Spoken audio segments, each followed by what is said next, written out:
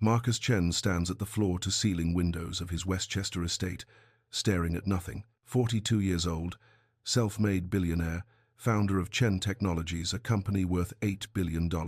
He built an empire from a college dorm room, revolutionized cloud computing, changed the way the world stores data. Forbes covers, TED Talks, invitations to the White House, none of it matters. Behind him, the house sprawls 14,000 square feet of marble and glass and empty space, 23 rooms that echo, a chef's kitchen no one cooks in, a home theater no one watches movies in, a life that stopped 3 years ago when his wife died giving birth to their triplets, Elena. Her name still cuts like glass in his throat. She'd wanted children so badly. 3 fertility rounds, 2 miscarriages, then finally, miraculously, 3 heartbeats on the ultrasound, 3 babies growing inside her, their miracle. The pregnancy was high risk, the doctors warned them. But Elena glowed with joy, said she'd never felt more alive, said these babies were worth any risk. She hemorrhaged during the C-section. Catastrophic bleeding the surgeons couldn't stop. She died on the table while Marcus sat in the waiting room, preparing to meet his sons, preparing for joy. Instead, nurses brought him 3 tiny babies, and the news that destroyed his world. The triplets, Ethan, Caleb, and Nathan, are 6 years old now, diagnosed with severe autism at 18 months, non-verbal. The specialists used words like profound, lifelong, significant impairment, said they'd likely never speak, never live independently, never connect the way other children do. Marcus tried everything, the best behavioral therapists money could buy. Applied behavior analysis, 40 hours a week, occupational therapy, speech therapy, sensory integration, experimental treatments in Switzerland, special diets, vitamin protocols, hyperbaric oxygen chambers, 18 specialists over 5 years, hundreds of thousands of dollars. Nothing changed. The boys live in their own world. 3 identical faces with dark hair and Elena's brown eyes, moving through the house like ghosts. They don't speak, don't make eye contact, don't respond to their names. They line up their toys in perfect rows, spin objects for hours, scream when routines change. And Marcus disappeared into work. 16-hour days at the office. International deals that keep him traveling. Board meetings, acquisitions, emergencies that always seem to happen right when he needs them to. Because being home hurts too much. Being home means watching his sons exist in a silence his wife died to create. Being home means facing the reality that he has 3 children he doesn't know how to reach, 3 pieces of Elena he's failing every single day. The security room sits off the main hallway, a small office filled with monitors, 12 screens showing every angle of the house, living room, playroom, kitchen, hallways, bedrooms. Marcus installed the system 3 years ago after the first Nanny incident. Her name was Rebecca. Excellent credentials, glowing references, specialization in special needs children. He paid her $75,000 a year. She lasted 2 months before he caught her on camera, locking the boys in their rooms for hours at a time while she watched television, feeding them in front of screens to keep them quiet, yanking Ethan's arm so hard during a meltdown that Marcus saw bruises the next morning. He fired her immediately, called the police. Nothing came of it, her word against video footage, and lawyers got involved, and Marcus settled to make it go away because the last thing his sons needed was more trauma dragged through courts. After Rebecca came Sarah, lasted 3 weeks before she was caught stealing jewelry, cash, prescription medications. Then Michelle, who filmed the boys during meltdowns and posted videos on social media. Day in the life with severely autistic triplets, monetizing his son's struggles for clicks and sympathy. Then Jennifer, who simply stopped showing up one day. No call, no notice, just gone. Then Patricia, who lasted 5 days before she told Marcus, "Your boys are too much. I can't handle this." The list goes on. 11 caregivers in 3 years. 11 people who looked at his sons and decided they weren't worth the effort. So Marcus watches. Every night after work, he sits in the security room with a glass of whiskey, reviewing footage, checking for signs of neglect, abuse, cruelty, making sure whoever he's paying is actually doing their job. He watches his sons line up blocks, watches them spin in circles, watches them exist in parallel universes, never intersecting, never connecting. He watches himself fail them over and over again. Trust is impossible now. Everyone has an angle. Everyone wants something: money, access, a story to sell. No one actually wants to help three non-verbal autistic boys who scream when you touch them and break things when routines change. The current nanny, Julia, is number 12. She's been here 2 weeks.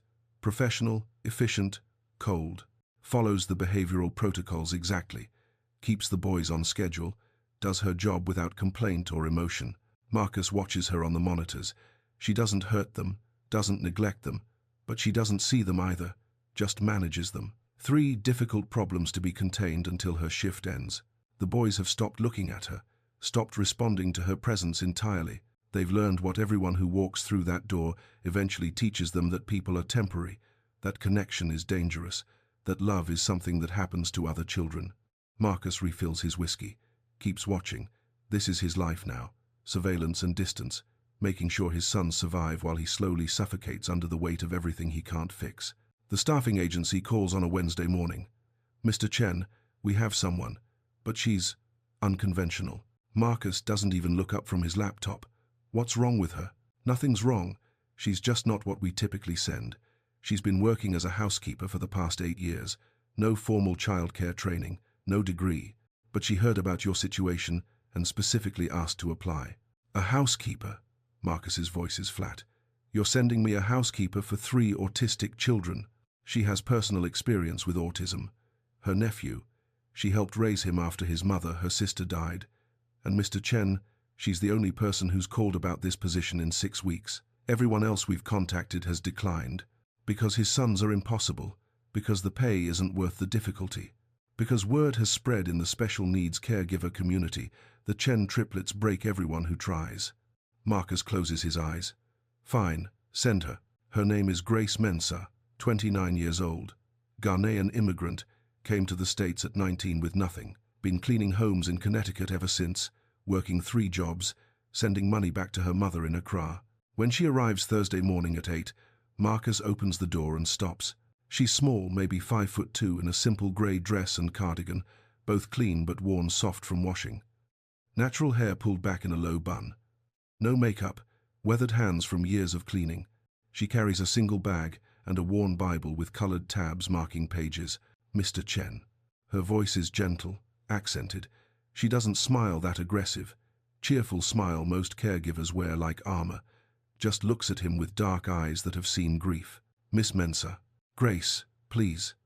She steps inside, looks around the massive foyer, the marble floors, the crystal chandelier, the curved staircase. Her expression doesn't change, not impressed, not intimidated, just present.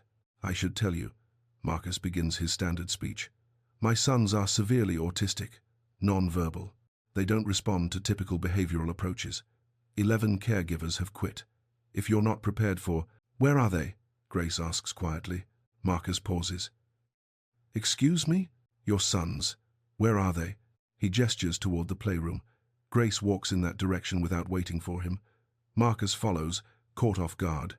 The playroom is pristine, custom designed for autistic children, sensory-friendly lighting, organized bins for toys, soft foam flooring, everything the occupational therapist recommended. The triplets are scattered across the space. Ethan by the window, lining up toy cars in perfect rows. Caleb in the corner, rocking and humming a tuneless sound. Nathan at the table, spinning a plate over and over, watching it rotate. Julia, the current nanny, sits on a chair by the door, scrolling her phone. She looks up when they enter. "Mr. Chen." "I wasn't expecting." "This is Grace. She'll be shadowing today." Julia's face tightens, but she nods, says nothing, goes back to her phone. Grace stands in the doorway, perfectly still. She doesn't move closer, doesn't speak, doesn't try to engage, just watches. Marcus watches her watch them, waiting for the moment when she realizes what she's signed up for, when the reality hits 3 6-year-old boys locked in their own worlds, unreachable, unknowable. But Grace's expression doesn't change. She watches Ethan line up his cars, watches Caleb rock, watches Nathan spin his plate, and her eyes fill with something Marcus hasn't seen in years. Recognition. She sees them, not as problems, not as symptoms, as children. After 5 full minutes of silence, Grace turns to Marcus. "May I sit with them?" "You can try." Grace sets her bag down carefully, takes off her cardigan, folds it, places it on a chair. Then she lowers herself to the floor, not close to any of the boys, but in the space between them, cross-legged, hands in her lap, and she begins to hum. Low, melodic, an old hymn, nothing loud or intrusive, just a steady, gentle sound that fills the room without demanding attention. Caleb's rocking slows, just slightly. Grace keeps humming, doesn't look at any of them, just sits, present, unthreatening. Marcus stands frozen in the doorway. Julia glances up from her phone, then back down, uninterested. After several minutes, Grace reaches for a toy near her, a soft ball. She doesn't offer it to anyone, just holds it, then sets it down, picks it up again, sets it down. A simple, repetitive motion. Nathan's plate spinning slows. His head tilts slightly toward Grace. She keeps going, humming, moving the ball. No eye contact, no demands, no expectations. 10 minutes pass. Then Ethan, careful, cautious Ethan, reaches for one of his cars, rolls it across the floor, not toward Grace, just into the space near her. Grace doesn't react, just keeps humming. But Marcus sees it, the smallest smile touching her lips. Not triumph, acknowledgement. After 20 minutes, Grace stands slowly, smoothly, picks up her cardigan, turns to Marcus. "They're beautiful," she says simply. Marcus's throat tightens. No one has ever called his sons beautiful. If you're enjoying this story so far, don't forget to hit the like button and subscribe. Drop a comment telling me where in the world you're watching from. I love hearing from you. Grace starts officially on Friday. Julia has already quit, sent her resignation email Thursday night. "I don't see the point," she wrote. "If you're replacing me anyway." Marcus doesn't care. He shows Grace the schedule, the precise routine the behavioral therapist designed. Breakfast at 7, therapy exercises 7:30 to 8:30, structured play 8:30 to 10, snack at 10, more therapy, lunch at noon, quiet time, more therapy, every minute accounted for, every activity designed to shape behavior, encourage development, force progress. Grace listens, nods, says nothing. The first morning, Marcus leaves for work at 6, goes to his office, tries to focus on quarterly earnings reports. Can't. At 9, he opens his laptop, pulls up the home security feed. Grace is in the playroom with the boys, but she's not following the schedule. No therapy exercises, no structured activities, no timers or behavioral charts or reward systems. She's just sitting on the floor, reading a children's book, out loud, to no one in particular. The boys are scattered as always, Ethan lining up cars, Caleb rocking, Nathan spinning, not listening, not engaged. But Grace reads anyway. Her voice is steady, warm. She shows the pictures to empty air, turns pages slowly. Marcus watches, jaw tight. This isn't the protocol. This isn't what he's paying for. He almost calls her, almost tells her to follow the schedule, but something stops him. After 15 minutes, Caleb's rocking slows. He's not looking at Grace, but his humming has changed, matched the rhythm of her reading voice. Grace finishes the book, sets it aside, picks up another, keeps reading. An hour passes. Marcus should be working. Instead, he's watching his laptop screen, transfixed. Grace stands eventually, moves to the toy bin, pulls out some soft blocks, sits back down and starts stacking them, not building anything elaborate, just stack, knock down, stack again. A simple, repetitive motion, predictable, safe. Nathan's plate stops spinning. He's watching her hands now, not looking at her face, just watching the blocks go up and down. Grace doesn't acknowledge him, just keeps going. Stack, knock, stack, knock. Then so slowly Marcus almost misses it. Nathan reaches for a block, places it on top of Grace's stack. Marcus's breath catches. Grace doesn't react, doesn't praise, doesn't exclaim, doesn't make a big deal, just keeps stacking. Lets Nathan add blocks when he wants, doesn't force anything. By lunchtime, Nathan is sitting close enough to Grace that their arms almost touch. He's still not making eye contact, but he's there, present, participating in something. Marcus closes his laptop, sits back in his office chair. His hands are shaking. In 3 years, Nathan has never voluntarily moved closer to another person, never chosen to engage in parallel play, never showed interest in what someone else was doing. But this housekeeper with no training, no credentials, no degrees, she's reaching him somehow. That evening, Marcus comes home at 6. Grace is in the kitchen, making dinner. Something simple, chicken and rice that smells like his mother's cooking somehow. warm, homey. "How was your day?" he asks, trying to sound casual. "Good." Grace stirs the pot. "The boys and I spent time getting to know each other. I saw. On the cameras." He pauses. "You didn't follow the therapy schedule." Grace's hand stills. She turns to face him, no defensiveness in her expression, just calm certainty. "Mr. Chen, those boys have spent 3 years being trained like dogs. Sit, stay, make eye contact, earn your reward. They're exhausted." Marcus stiffens. "That's evidence-based treatment. Applied behavior analysis. It's the gold standard." "For who?" Grace's voice is gentle but firm. "For the child. Or for the adults who want the child to fit into their world. That's not fair. I'm trying to help them." "I know you are." Grace's eyes soften. "And I'm not saying therapy is wrong. But Mr. Chen, your sons aren't broken. They're autistic. They don't need to be fixed. They need to be understood." Marcus feels anger rising, defensive, protective. "You've been here one day. The specialists have been working with them for years. And where has it gotten them?" Grace asks quietly. "Are they happier? Are they more connected? Or are they just better at performing behaviors to make other people comfortable?" The words hit like a physical blow. Grace turns back to the stove. "I'm not trying to disrespect you or the therapists. I just think maybe your boys need someone who meets them where they are instead of trying to drag them somewhere else." Marcus doesn't know what to say. Part of him wants to fire her on the spot. Part of him wants to fall to his knees. That night, he sits in the security room, reviewing footage. Watches Grace read books to boys who don't listen. Watches her stack blocks with no agenda. Watches Nathan move closer. Caleb's humming sync with her voice. Ethan glance in her direction 3 separate times. Small things, tiny shifts. But in a house where nothing has changed in 3 years, tiny feels like everything. Marcus pours himself a drink, keeps watching, and for the first time since Elena died, he wonders if maybe there's still hope. 2 weeks pass. Marcus becomes obsessed with the security footage. Every night, same ritual. Come home from work, pour whiskey, sit in the security room, and watch, rewind, watch again. He watches Grace arrive each morning at 7, watches her greet the boys not with forced enthusiasm, just quiet presence. "Good morning, Ethan." "Good morning, Caleb." "Good morning, Nathan." Even though they never respond, even though they never look at her, he watches her make breakfast. Simple things: oatmeal, fruit, toast. She sings while she cooks, old hymns in a language Marcus doesn't understand. Twy, maybe. Her grandmother's songs. The boys eat scattered across the kitchen.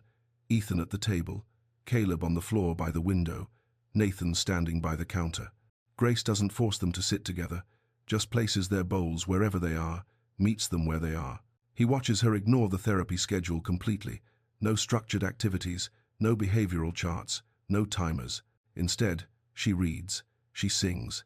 She does simple, repetitive tasks, folding laundry, sorting blocks by color, washing dishes, and lets the boys watch, or join, or ignore her completely. And slowly, so slowly, Marcus has to watch frame by frame to see it. Things change. By day 5, all 3 boys are in the same room with her, not interacting, but present, tolerating proximity.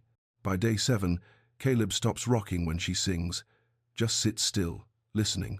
By day 10, Nathan brings her toys, doesn't hand them to her, just places them near her, offerings, testing if she'll stay. By day 12, Ethan lines up his cars in front of her instead of by himself in the corner, still not looking at her, but wanting her to see. Marcus watches it all, records, timestamps, takes notes like he's documenting a scientific breakthrough, because that's what this is, a breakthrough. After 3 years of nothing, his sons are emerging, not speaking, not suddenly normal, but present, engaged, connected to another human being. He calls Dr. Morrison, the developmental pediatrician. Something's happening with the boys. The new caregiver, they're responding to her. Dr. Morrison is skeptical. "Mr. Chen, I know you want to see progress, but autism is a lifelong condition. Real change takes years of intensive therapy. I'm watching it happen, on camera, right now." "What kind of changes?" "They're staying in the same room with her. Nathan is doing parallel play. Caleb's self-soothing behaviors have decreased by at least 60%. "That's wonderful, but I wouldn't get your hopes up." Caregivers often report initial honeymoon periods. Marcus hangs up. He doesn't need a doctor to tell him what he's seeing with his own eyes. That night, he stays late at the office researching. Autism and connection, autism and trust, autism and attachment. He finds studies about the importance of nervous system regulation, about how autistic children need calm, predictable, non-demanding presence, about how all the behavioral therapy in the world can't create connection, only safety can. Grace isn't training his sons. She's making them feel safe. For the first time in 3 years, Marcus allows himself to hope. 3 weeks in, Tuesday afternoon, Marcus is in Manhattan for a merger negotiation, $8 billion deal. His lawyers on one side, their lawyers on the other. Everyone in suits, everyone professional, everyone pretending money is the most important thing in the world. Marcus's phone buzzes. Motion alert from the home security system. Playroom camera. He ignores it. Probably Grace moving around with the boys. Happens 20 times a day. But something nags at him. He excuses himself, steps into the hallway, pulls out his phone. Opens the security app. Selects playroom camera. Live feed. The image loads. Marcus's breath stops. Grace is sitting on the floor, cross-legged, reading a book. Nothing unusual. But the boys, all 3 of them are sitting with her, not scattered, not in separate corners, together. Ethan is on her left, leaning against her shoulder. Physical touch, voluntary, seeking. Caleb is on her right, his hand resting on her knee. Connection, trust. And Nathan is in her lap, curled up like a much younger child, his head against her chest, her arm around him. All 3 boys. Touching her, choosing to be close, seeking comfort from another human being. Marcus's phone slips from his hand, clatters on the marble floor. He doesn't pick it up. His knees buckle. He catches himself against the wall, one hand pressed to his chest because he can't breathe, can't process what he just saw. For 3 years, his sons have screamed when people tried to touch them, melted down when therapists got too close, lived in a world where physical contact meant danger, meant pain, meant someone trying to control their bodies. But Grace, this woman he's known for 3 weeks, she's holding them, and they're letting her, wanting her to. Marcus slides down the wall, sits on the floor in his $2,000 suit in the hallway of a Manhattan law firm. Tears stream down his face. His whole body shakes. His assistant finds him there 5 minutes later. "Mr. Chen? Sir, are you all right? Should I call? I'm going home." His voice comes out raw, broken. "Cancel everything. I'm going home." He doesn't wait for a response. Just stands, grabs his phone, walks out. His lawyers call after him. The deal, the $8 billion deal, doesn't matter. Nothing matters except getting home. The drive from Manhattan to Westchester takes 45 minutes. Marcus makes it in 30. Speeds the whole way. Doesn't care. He pulls into the driveway, kills the engine, sits for a moment trying to steady his breathing. Then he gets out, opens the front door quietly, stands in the foyer listening. Grace's voice drifts from the playroom, reading. That same gentle, steady tone. Marcus walks down the hallway, each step careful, afraid to break whatever magic is happening. He reaches the doorway, looks inside. The boys are still with her, still touching her, still safe. Grace looks up, sees him. Her eyes are knowing, gentle. She's not surprised. "Mr. Chen." She doesn't move, doesn't disturb the boys. "You're home early." Marcus can't speak, can only stare at his sons, his unreachable, untouchable sons, cuddled against this woman like she's the only solid thing in their world. "How?" The word comes out broken. "How did you—" "I didn't do anything." Grace's voice is soft. "I just loved them." Ethan's head turns slightly, sees his father, and instead of looking away like always, he holds Marcus's gaze for 1 full second before turning back to the book. 1 second. Eye contact. Acknowledgement. Recognition. Marcus's vision blurs. He covers his mouth with his hand, trying to hold in the sob building in his chest. "They're still autistic," Grace says gently. "They're still going to struggle with things, still going to need support. But Mr. Chen, they're not unreachable. They never were. They just needed someone to stop trying to change them and start trying to understand them."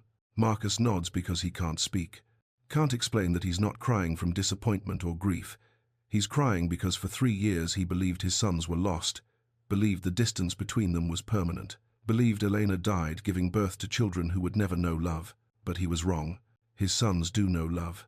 They're experiencing it right now, in this room, with this woman who came into their lives 3 weeks ago and saw them really, saw them when everyone else only saw problems to fix. That night after the boys are asleep, Marcus finds Grace in the kitchen. She's making tea, humming. "I need to ask you something," he says. Grace turns, waits. "Will you stay?" "Not as a caregiver, as family. I'll pay you whatever you want, give you whatever you need." "Mr. Chen." "Marcus. Please. Just Marcus." Grace sets down her tea, looks at him with those eyes that have seen too much grief to be fooled by money. "I don't want your money, Marcus. I have enough. I want to know that you're going to show up for your sons. Actually, show up. Not just pay people to care for them while you hide at work." The words land like a punch, true and painful. "Because those boys," Grace continues gently, "they don't need another person who leaves. They need their father, the one who's been running from his grief for 3 years instead of sitting in it with them."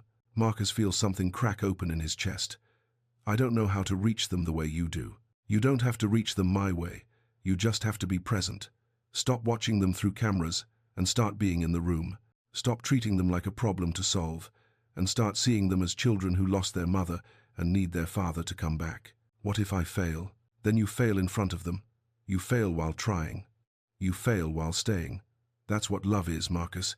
It's staying even when you don't know what you're doing." Marcus sits down at the kitchen table, puts his head in his hands. "I don't know if I can do this." Grace sits across from him. "You don't have to do it alone. I'll stay. I'll help. But only if you promise to actually be here, to cut the 80-hour weeks, to stop running." "Okay." The word comes out as a whisper. "Okay, I promise." 6 months later, the same playroom, but everything is different. Marcus sits on the floor. Ethan is beside him, lining up cars, but now he sometimes hands one to Marcus. An invitation to play. Marcus has learned to just hold it, admire it, hand it back. No pressure, just presence. Caleb sits nearby, humming. The same tune Grace sings. Sometimes Marcus hums along.